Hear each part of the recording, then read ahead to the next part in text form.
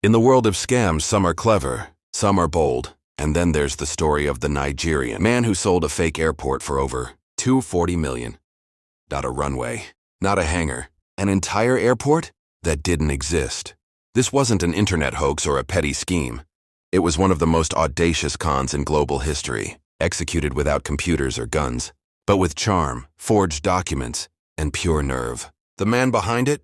Emmanuel Nwude, a former banker who turned deception into an art form and shook the global financial world to its core. To understand how he pulled it off, we need to rewind to the early 1990s, a volatile era in Nigeria. The country was under military rule, and its government was cloaked in secrecy, intimidation, and a deep culture of corruption. The economy was a roller coaster. The oil sector was booming, yet millions were living in poverty. In this chaos, some Nigerians chose hustle. Others chose crime. Emmanuel Nwude chose both. Nwude wasn't a nobody. He was once a director at Union Bank of Nigeria, one of the biggest financial institutions in the country. That meant he had connections in high places, knowledge of banking systems, and perhaps most importantly, access to authentic documents, letterheads, and the bureaucratic language that only insiders understood. That combination made him dangerous, not in the violent sense, but in the way a wolf in a well-tailored suit is dangerous. He wasn't operating alone. The plot would eventually involve a small, tight-knit ring that included Amaka Anajemba, the widow of another con artist, and reportedly even some insiders within banks. These weren't small-time scammers. These were professionals who moved like ghosts through the shadows of both the corporate and criminal world. Their target?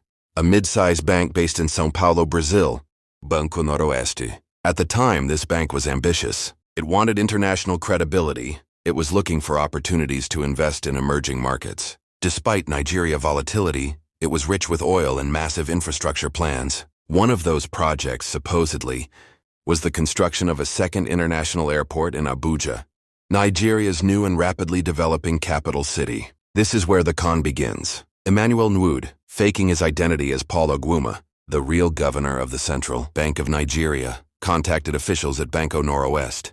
The plan he presented was confidential, top-level, and potentially worth billions. According to him, Nigeria was building a new airport that would serve as a continental hub, a kind of Dubai of West Africa. The project was so sensitive, he claimed, that it could not be made public yet. But Banco Noroeste could get in on it if they moved quickly. Nwude made it sound like the opportunity of a lifetime. He spoke with the confidence of a statesman, provided real-looking government documents stamped with official seals, and even gave contact details of other officials who would confirm the story. Fake officials who are also actors in the con. He explained that in order for Banco Noroeste to secure the deal, they needed to pay advance fees for legal processing, bribes for officials, and facilitation costs, and they did. Between 1995 and 1998, Nwude and his team siphoned off over $191 million in cash, with another $51 million promised or still pending, all for a completely fictional airport. The documents, the location, the construction timelines, all of it was fake. But how did a bank fall for it? Part of the genius of the scam was timing.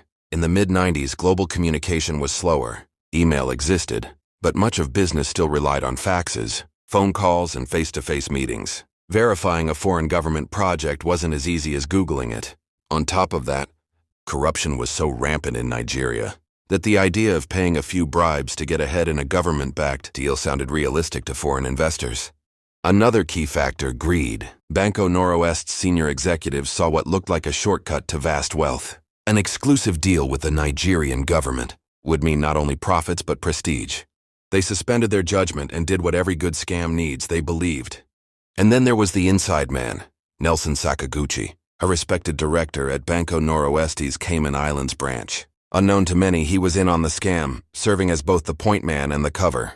He vouched for the documents. He facilitated transfers. He reassured his colleagues. Without him, the scam would likely have collapsed. Locals admired him. To many, he wasn't a criminal. He was a genius, a Robin Hood who outwitted the system.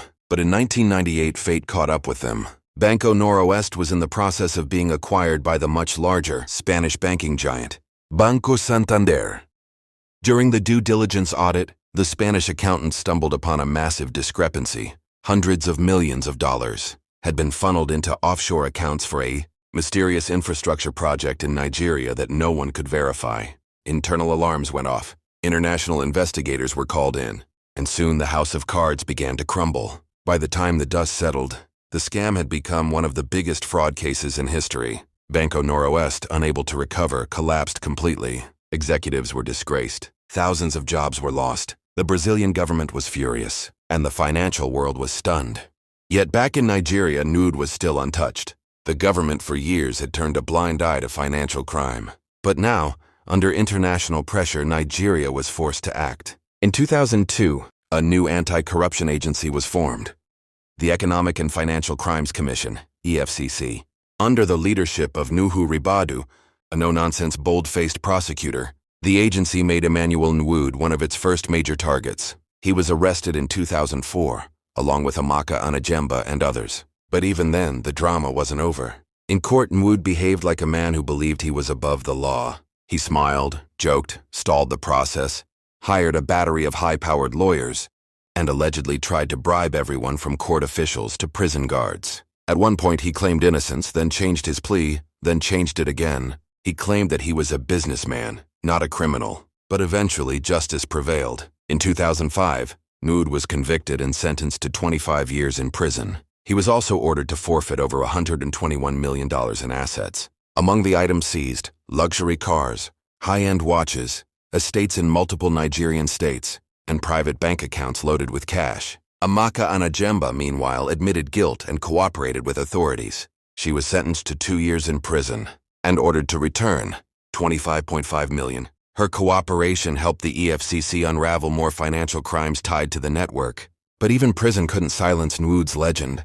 There were rumors that he was still rich behind bars, that he was running business operations from his cell, that he had bribed wardens, that he was plotting a comeback. Whether true or not, his name continued to circulate in the Nigerian underworld and on international watch lists. Then in 2016, years after his release, Nwude was back in the news, this time for land disputes, intimidation, and allegedly ordering the killing of people trying to claim properties he once owned. His story clearly wasn't over. So how did he do it? How did one man convince a major bank to hand over $250 million for a fake airport? The answer is simple. He understood greed, ambition, and ego. He exploited stereotypes about Nigeria, where bribery and backdoor deals are expected. He knew how to manipulate systems, forge trust, and speak the language of power. He wasn't just a con man. He was a chameleon.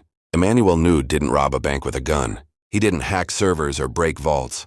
He sold nothing, and the world bought it. His story remains one of the greatest cautionary tales in financial history, a masterclass in deception, and a chilling reminder that the greatest scams often don't need violence or hacking. All they need is a believable lie and someone desperate enough to believe it.